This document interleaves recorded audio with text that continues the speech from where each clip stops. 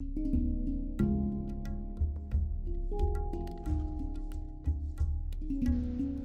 name is MD Anaduzzaman Kadul and I am from northern Bangladesh, where arsenic was first detected in 1993. In Bangladesh, over 50 million people are exposed to dangerous levels of arsenic concentration in their drinking water that greatly exceed the World Health Organization guideline.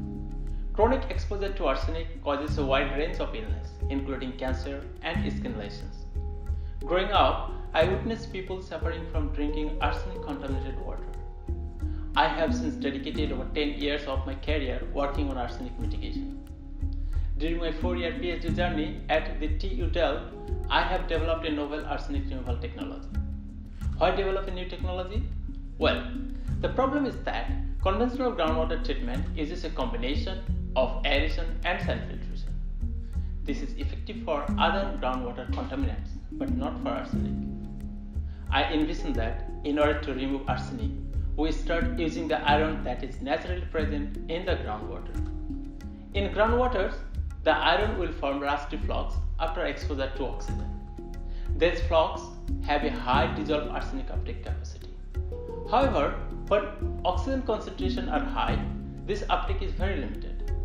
The reason is that iron oxidation is very fast, whereas if it were slower, the uptake of arsenic might be more effective.